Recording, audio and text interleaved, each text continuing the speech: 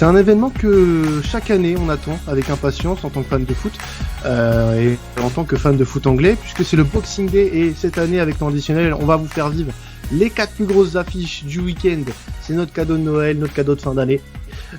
Et ce Leicester-Manchester United en fait partie, puisque c'est une grosse affiche. Deux équipes qui ont joué le haut du tableau la saison dernière et qui continuent à le jouer cette saison, avec des fortunes diverses pour les deux équipes, mais on a hâte de voir cette rencontre et on espère voir un très beau match. Et pour parler de cette rencontre, de cet avant-match entre Leicester et Manchester United, j'ai le plaisir d'accueillir à nouveau chez nous dans temps additionnel Geoffrey. Salut à toi. Salut.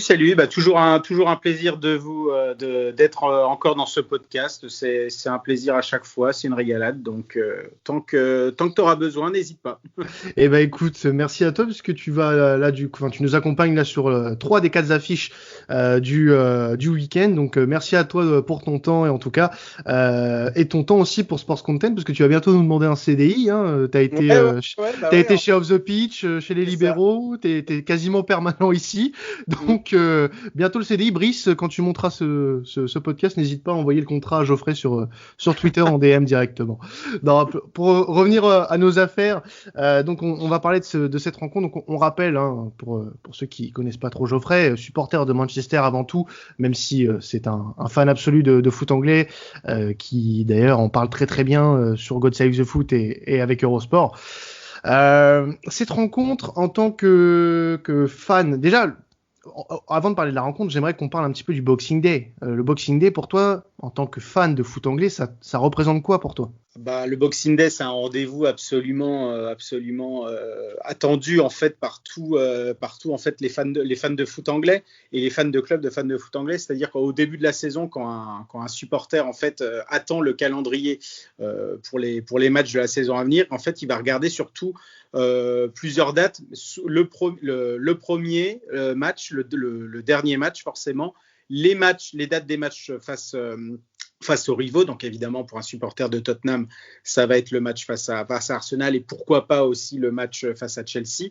Et surtout l'adversaire lors du Boxing Day, donc lors du 26 décembre, et pourquoi pas aussi l'adversaire lors de cette période, on va dire, du Boxing Day qui va du 26 décembre jusqu'à début janvier. Et en fait, c'est une tradition absolument folle du foot anglais. C'est-à-dire que tout le monde est sur le pont lors de ce jour-là.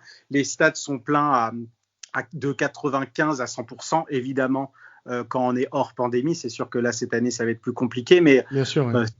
C'est une fête du football. C'est arrivé directement déjà depuis la première édition du championnat, donc en 1888. Il y a aussi des antécédents un petit peu avant, mais je ne veux pas forcément rentrer dans les détails, ce n'est pas forcément le but. Mais en tout cas, voilà, ça arrivé depuis 1888. Il y a toujours eu cette date. Il y a eu aussi des matchs le 25 décembre qui ont été après supprimés dans les années 60. Et puis, ouais, c'est le début en fait d'un marathon absolument infernal en Première Ligue. Et ça, c'est Sir Alex qui disait ça. On ne gagne pas forcément le titre lors de cette période du Boxing Day, mais on peut le perdre. Alors après, il y a différentes variantes. C'est pas forcément vérifié. Mais c'est surtout que les équipes ressentent les effets de ce marathon infernal, et là ça sera encore pire avec cette saison où tout est resserré, lors des mois de janvier et février, même jusqu'à mars.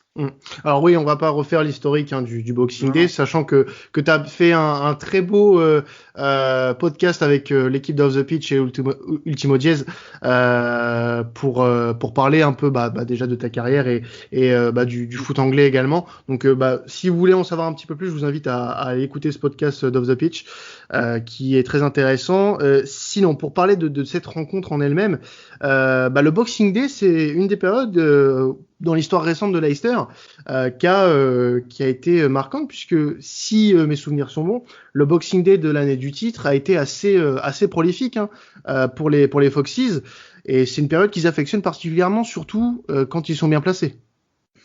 Quand ils sont bien placés, et puis surtout là, puisqu'ils sont deuxièmes, ils ont le même nombre de matchs que Liverpool, même si ils jouent contre Manchester United qui a encore un match à disputer.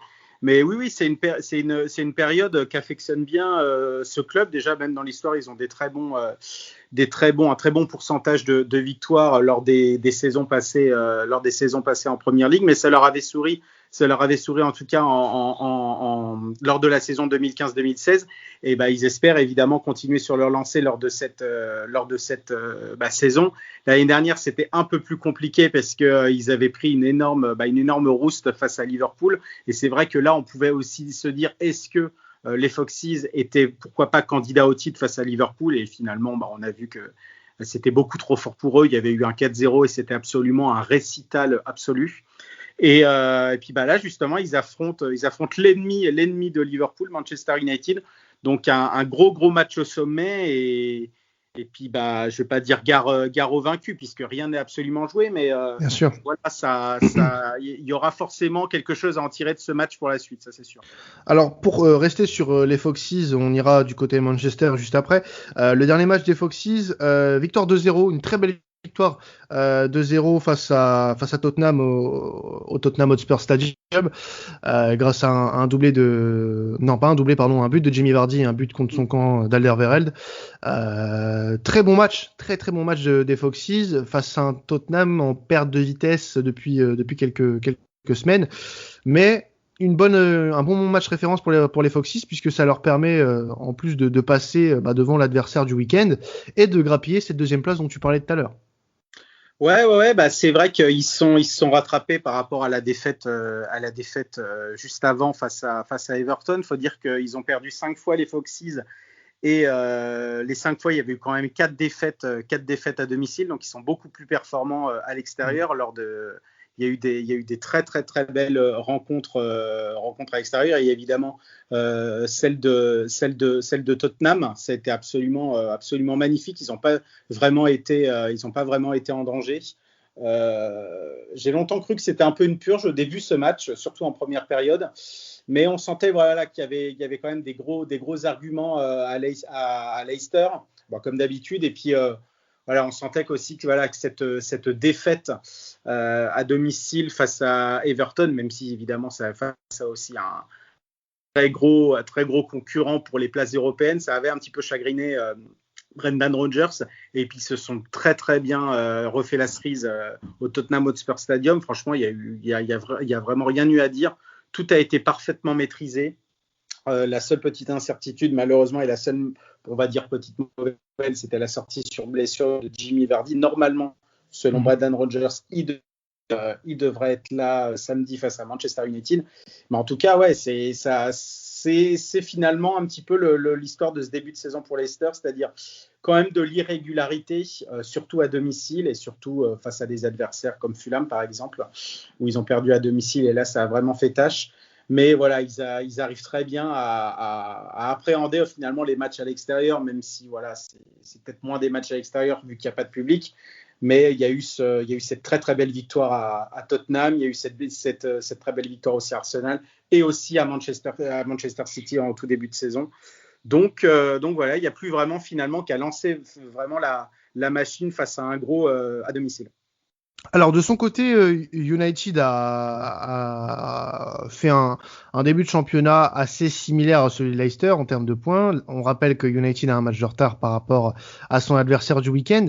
Le dernier match, il est à souligner, des Red Devils, c'était une victoire 6-2. Alors on attendait forcément, après cette déconvenue en Ligue des Champions, que les hommes de Solskjaer rebondissent, montrent autre chose. Il y a eu ce match nul un peu insipide face à City. À Old Trafford, et il y a eu 2 victoires en championnat après, une 3-2 contre Sheffield, et cette victoire assez impressionnante face à Leeds, 6-2. Alors, ce que tu peux nous dire sur cette victoire face à l'équipe de Bielsa, Geoffrey, est-ce que c'était si impressionnant que c'est? Est-ce que Manchester a vraiment dominé son sujet face à Leeds?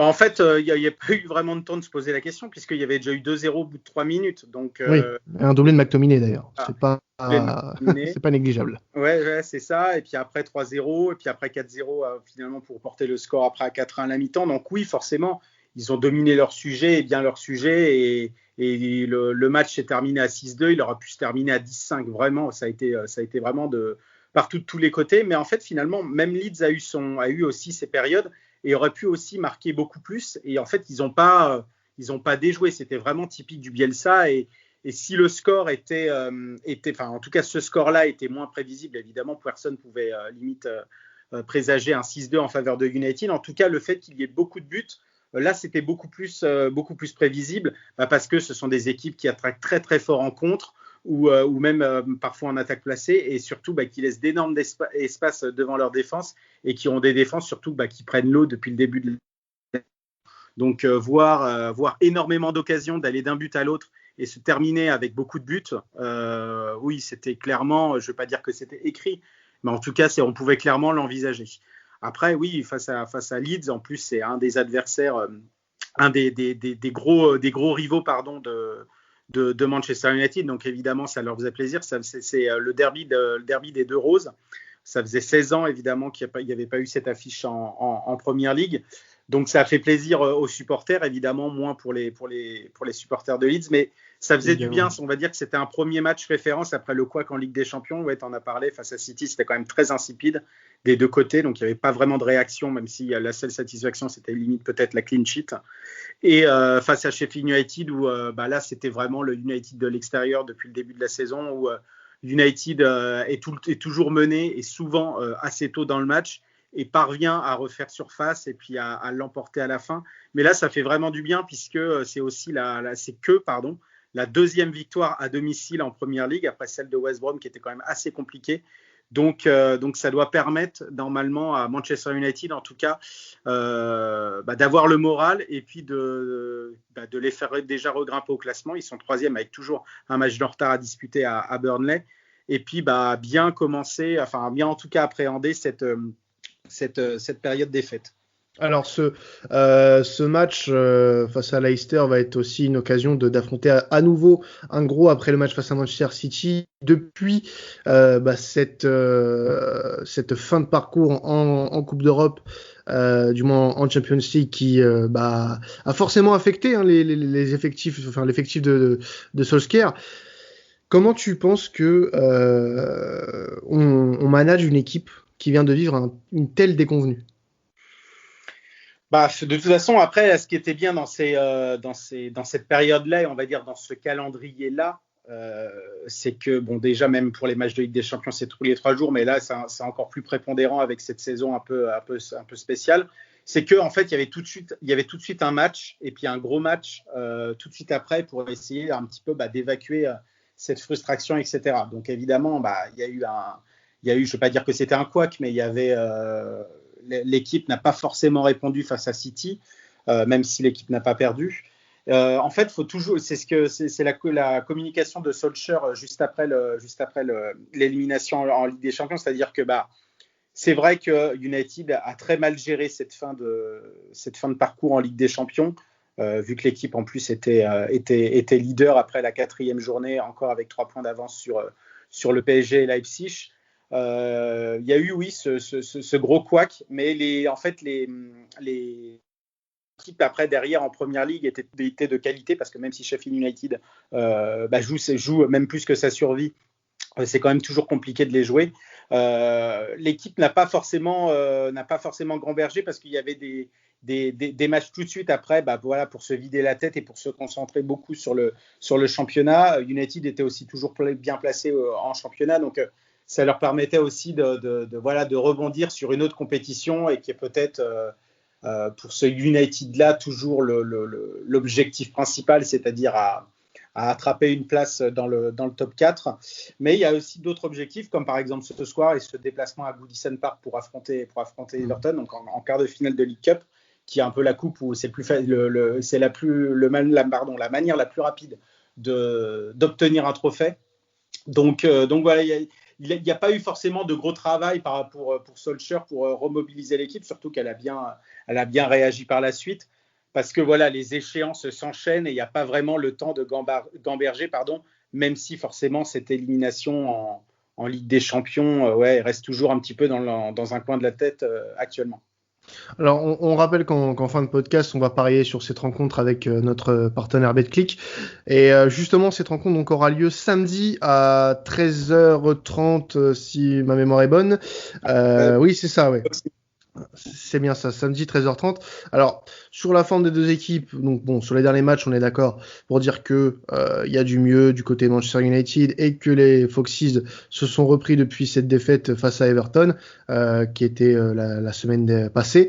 Mais voilà, si on fait un petit peu le bilan de ce qui se passe des deux côtés en termes d'absents, on a Pereira et Soyuncu qui risquent d'être absents côté Foxes, Phil Jones et Rojo absents côté Red Devils. McTominay et Luke Shaw sont quant à eux incertains. Solskjaer a dit en conf de presse que McTominay, il espérait que ce serait pas trop long pour lui et qu'il serait là à temps. Donc il sera pas là au moment où on enregistre. Le match face à Everton en League Cup n'est pas passé, mais au moment où on enregistre, donc McTominay est incertain pour le match face à Leicester. Dans quelles conditions tu abordes ce genre de match quand tu as un joueur qui a performé le week-end d'avant et forcément incertain? Est-ce que tu es forcément moins dedans? Quand tu es incertain, non, je pense que la concentration est toujours la même, surtout qu'en plus, par exemple, un joueur qui a performé comme McTominay face à Leeds a évidemment envie encore de pouvoir surfer sur sa performance et d'en réaliser une autre belle face à on va dire un quasi concurrent direct pour le top 4. Il n'y a pas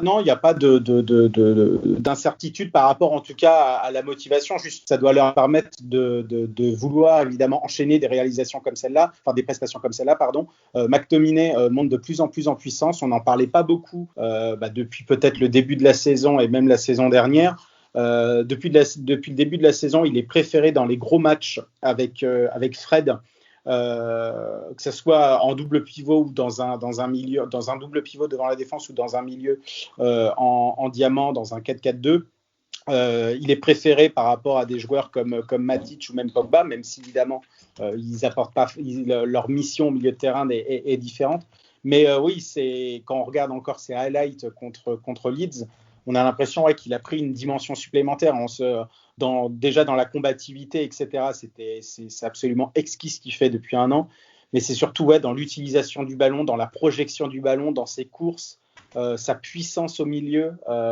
C'est assez bluffant.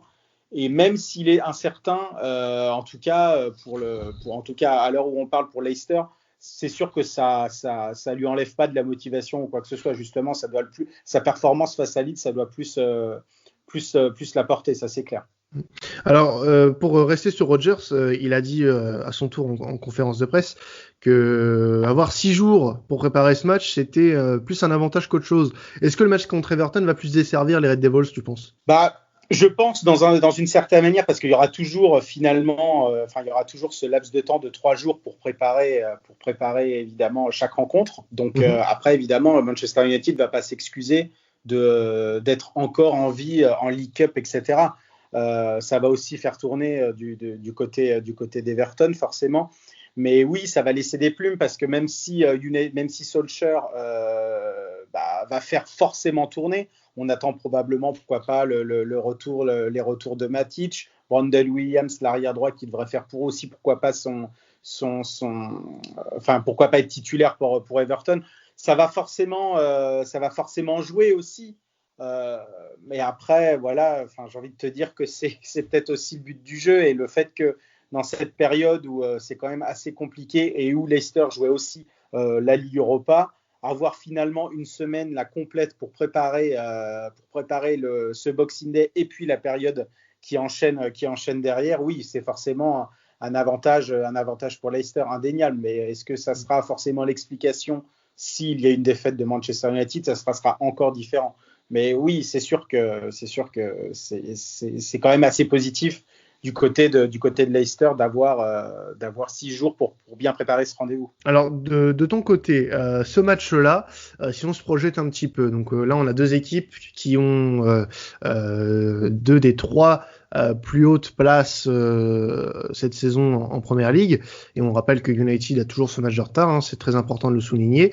Comment tu vois cette rencontre? Parce que quand on a ce genre de match coup près, pas coup près puisque là on n'est pas dans un match à élimination directe, mais quand on a ce genre de match où justement tu as cette pression de jouer face à un concurrent direct qui peut potentiellement te dépasser, que tu peux aussi mettre à distance si tu es devant. Comment tu gères ce genre de match vraiment contre des concurrents directs, surtout pour le haut de tableau?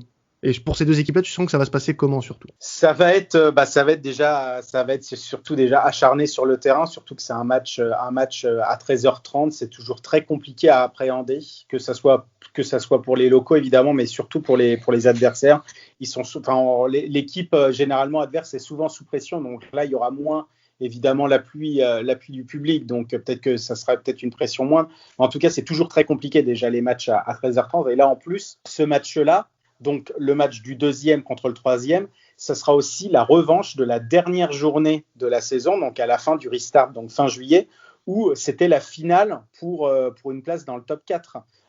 Faut rappeler que depuis l'arrivée de Bruno Fernandes, Manchester United n'a pas arrêté de grimper au classement. Bon, ils étaient toujours en lutte, donc cinquième, mais je veux dire, ils étaient toujours en lutte juste derrière Chelsea et Leicester. Leicester, au contraire, descendait, et en fait on se retrouvait avait un rythme de relégable. Et puis la dernière journée, cette fameuse rencontre Leicester-Manchester United, qui était quand même très très très très sous pression, avec une victoire justement de Manchester United 2-0, qui leur permettait vraiment de se qualifier officiellement pour la Ligue des Champions et cette place dans le top 4. Donc il y aura forcément aussi un esprit de revanche par rapport à Bien ça. sûr, bah oui. Même si Rodgers, il a dit en conférence de presse que ce match-là, évidemment, c'était la saison dernière, c'était oublié, etc. Il y pensera forcément, et puis les supporters de Leicester aussi. Ce sera un match coup près, évidemment, on est encore tôt dans la saison. On disputera que la 15e journée. D'habitude, c'est toujours la 18e journée ou 19e journée qui tombe le jour du Boxing Day. Mais ça sera une vraie rencontre combative, et puis sous pression du Boxing Day, comme on aime les avoir. Je sais qu'il y a plus tard, il y aura aussi un Arsenal-Chelsea, ça sera exactement pareil. De toute façon, les rencontres du Boxing Day ou de cette période-là, quand ce sont des concurrents directs qui s'affrontent, ça sent toujours évidemment la poudre, plus que si c'était placé autre part dans le calendrier dans des mois différents. Eh ben écoute, on verra tout ça en application dès ce samedi à 13h30 sur la pelouse des Foxes. Et c'est l'heure de passer au pari avec BetClick. Donc on rappelle que grâce à notre partenaire BetClick, vous pouvez bénéficier d'un premier pari remboursé gratuit à 100 €, jusqu'à 100 € offerts avec BetClick, avec notre code promo temps additionnel. Donc n'hésitez pas à vous inscrire avec le lien qu'on vous donnera sur Twitter lors du match entre Leicester et Manchester United. Et d'ailleurs, deuxième information, grâce à BetClick, on va pouvoir vous offrir des cadeaux en cette fin d'année, et par rapport à ce match et grâce au match Leicester-Manchester United, vous allez pouvoir peut-être remporter, du moins participer à un concours pour remporter un free bet de 10 € offert par nos amis de BetClick. Donc il suffira tout simplement de participer au concours via le tweet qu'on publiera dans les prochains jours, enfin le jour du match, il sera disponible, et vous pourrez donc participer et tenter du moins de remporter ces 10 € en cadeau. C'est notre cadeau de fin d'année pour vous, pour récompenser votre fidélité à cette émission. Et en tout cas, on va parier, nous, de notre côté, Geoffrey, sur cette rencontre. Donc toi, tu as choisi une victoire de Leicester, une victoire qui est cotée à 2,85. Donc Leicester est légèrement outsider, puisque United est coté à 2,32 sur BetClick. Mais tu choisis une victoire des Foxes à domicile qui, selon toi, auront cet esprit de revanche par rapport à ce qui s'est passé en fin de saison dernière. Ouais, il y a ça, et puis le fait que justement, je pense que même si Ole Gunnar Solskjaer pourrait faire tourner ce soir, le match, c'est quand même un quart de finale pour un trophée, c'est quand même pas négligeable. Et le fait surtout d'enchaîner tous les 3 jours, ça peut avoir son importance, surtout lors de dans cette période quand même assez complexe, mais surtout excitante. Pour avoir, on va dire, un pari et puis une cote surtout assez sympa, je vois bien une victoire de Leicester, 3-1. Ouais. Ça va bien, et puis pour bien commencer surtout la journée du Boxing Day, vu que c'est le premier match. Alors tu m'as devancé pour ta cote, la cote enflammée, puisque c'est 3-1 la victoire de Leicester est cotée à 18. Donc ça c'est un gros pari que vous pouvez faire avec Betclic. Et si tu avais un buteur à pronostiquer de ton côté, Geoffrey, tu partirais sur quoi? Bon, après, j'aime pas faire dans du classique, puisque évidemment, si je parle que ce soit de Bruno Fernandes, Rashford ou Vardy pour Leicester, moi je vois bien un but de James Maddison qui revient bien en ce moment, qui a été buteur, double buteur face à Brighton, et qui après un restart compliqué, enfin il était surtout blessé. Et puis un début de saison où il a fallu se remettre dedans, etc. C'était pas évident. Là, il a enfin lancé sa dynamique et je vois bien un but de James Maddison. Et qui a eu aussi un but refusé un peu injustement contre Tottenham. Qui aurait dû être accepté. Ouais. Tout à fait. Donc James Maddison coté à 4,75. Alors moi je vais rester dans le classique, mais je vais aller un peu plus loin que le classique. Je vais pronostiquer un but de Jamie Vardy, mes premiers buteurs, 4,85. Donc ça peut être intéressant de le jouer là aussi, parce que Vardy il aime bien allumer la mèche. Donc pourquoi pas tenter le but de l'international anglais en tant que premier buteur de la rencontre, côté, on le rappelle, à 4,85 sur Betclic. Et bon, en tout cas, merci à toi Geoffrey d'être intervenu pour cette rencontre entre Leicester et United. On espère en tout cas avoir un beau match, hein. Parce que ça va être très important pour la fin de saison, pour la Ligue des Champions et peut-être pour le titre, puisque rien n'est encore fait. Liverpool n'est pas si loin que ça. Oui, non, Liverpool a évidemment beaucoup plus de certitude que ces deux équipes-là et même des autres, mais on sent évidemment que cette saison, évidemment, est complètement différente de par le contexte sanitaire, et ce ne sera pas un champion qui aura, je pense, 95 points, 99 points, etc. Et ce sera beaucoup plus serré. Et puis forcément, les matchs coup près face aux gros comptent. Et Manchester United, contrairement à Leicester, n'a toujours pas remporté un match qui compte contre un gros. Donc il serait peut-être temps évidemment de lancer cette dynamique par rapport au gros, puisque évidemment on peut pas peut-être jouer le titre ou même en tout cas la deuxième place si on a des confrontations directes face au gros assez négatives. Et en tout cas, on surveillera ça de très près samedi après-midi, en début d'après-midi, pendant la digestion de votre repas du midi. En tout cas, n'hésitez pas à parier sur ce match, à nous dire ce que vous avez parié. Ça peut être très intéressant de savoir ça, et à continuer à nous suivre parce que vous êtes de plus en plus nombreux. On vous remercie pour l'année 2020 que vous nous avez fait passer. C'est un kiff vraiment de vous présenter cette émission chaque semaine, et en tout cas on vous offre ces 4 belles émissions pour finir l'année, puisqu'on vous retrouvera début 2021 maintenant, avec temps additionnel, avec encore plein d'affiches à débriefer, enfin du moins à previewer. Je sais pas si on peut dire comme ça, si on peut franciser ce mot, mais je vais le franciser pour vous. Donc on se retrouve début 2021, et n'hésitez pas donc à nous suivre sur nos réseaux comme d'habitude, et à écouter les 3 autres podcasts spécial Boxing Day qu'on a sortis aujourd'hui. C'était Quentin de temps additionnel. Salut à tous.